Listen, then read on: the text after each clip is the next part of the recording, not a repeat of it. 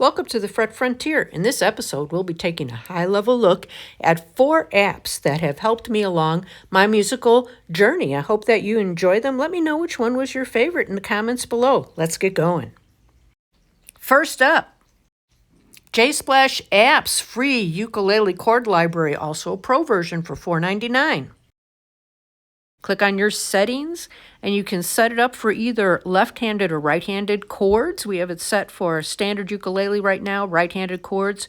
Click on Browse your chord library to select the root of the collection of chords you want to see.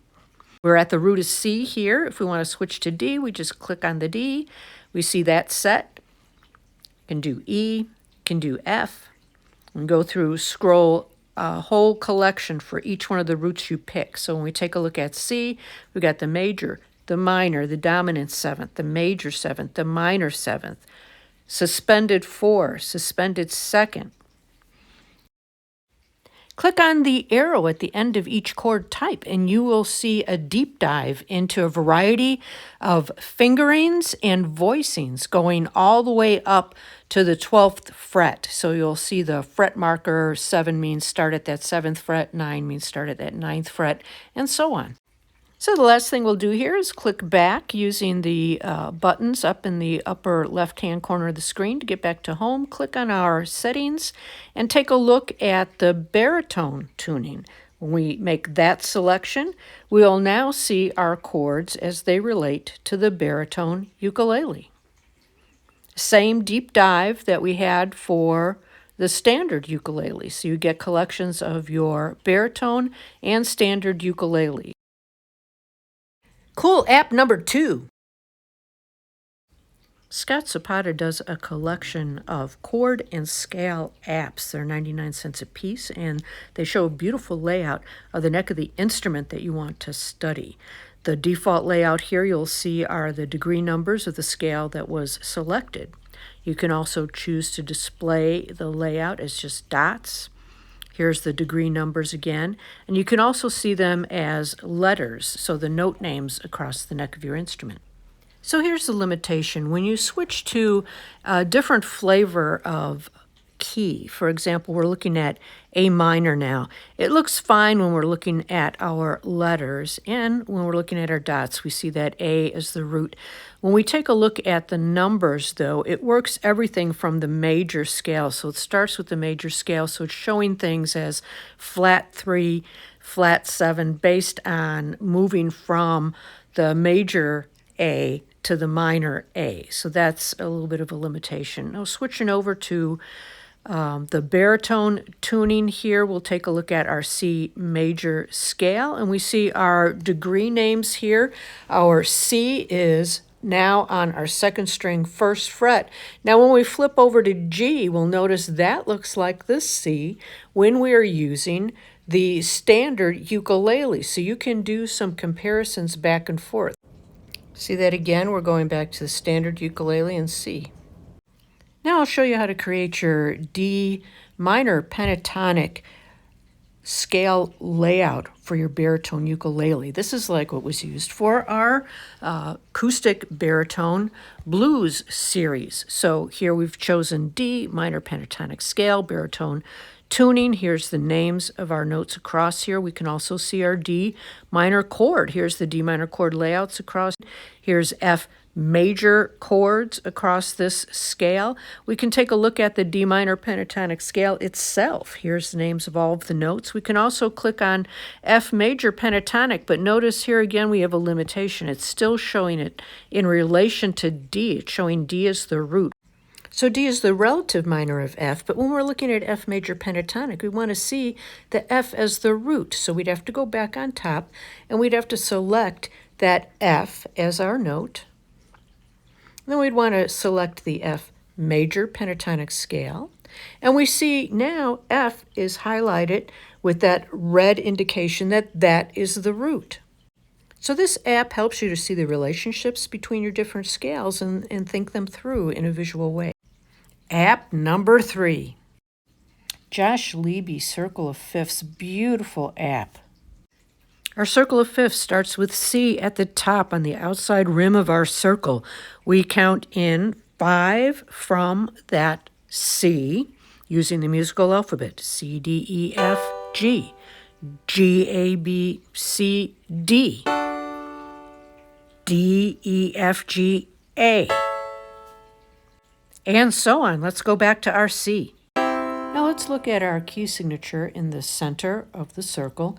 Notice that we're using the treble clef, and we're seeing the C scale as being natural. There are no sharps, there are no flats. For G, now we see that there is one sharp, the F sharp, and notice that that comes from the 7th degree of the scale. So you see the F sharp, and that is the sharp in that particular scale. When we get to D, we notice C sharp is the 7th degree. That's added, so now we have F sharp and C sharp. Let's go back to C.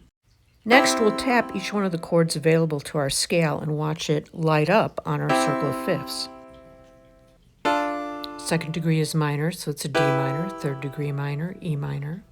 4th degree is major, F major. 5th degree, G major. 6th degree, A minor. 7th degree diminished, B. Notice the circle within the circle. Right underneath the major scale is the relative minor. So the relative minor of C is A minor. Here's how that sounds. So A minor, B diminished, C major, 4th degree, is going to be D minor, 5th degree, E minor, 6th degree, F major, 7th degree, G major. Okay, we can do this for every key. Let's just go back to C for now.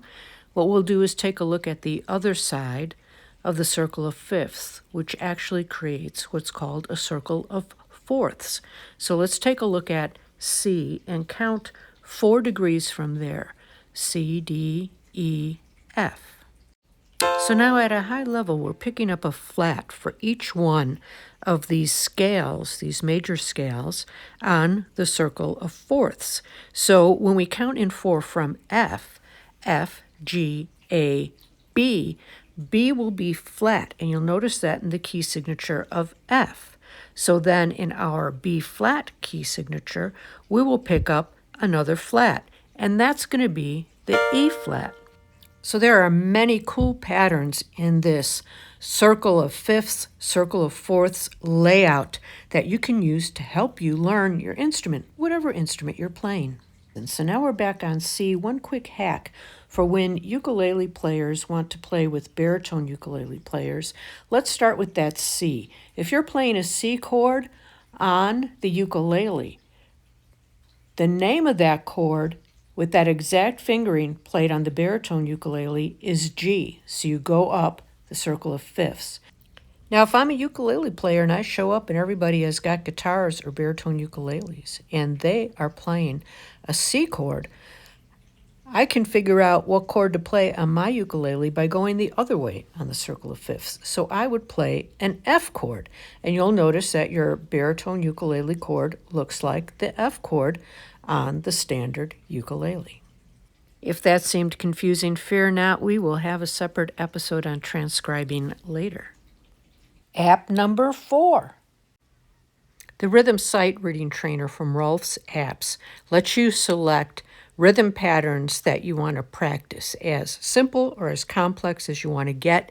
It's an interactive app, lets you practice along, and it shows you if you're ahead of the beat, behind the beat, right on time, or if you missed it completely, so that you know real time how you're doing and can improve your rhythm sight reading.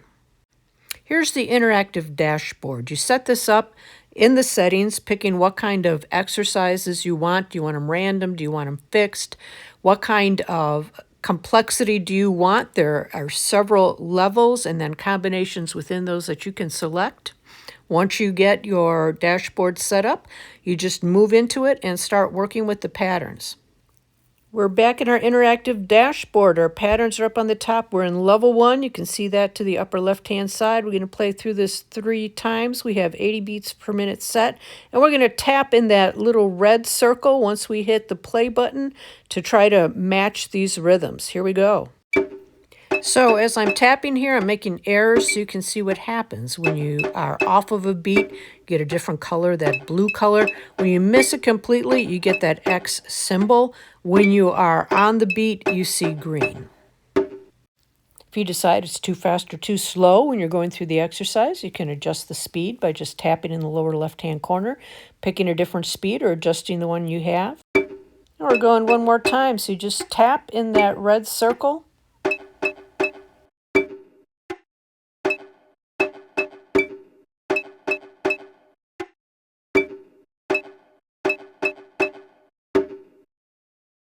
To move on to different combinations of that same complexity, just click on the little arrow at the end of the notation and it will flip to new pages.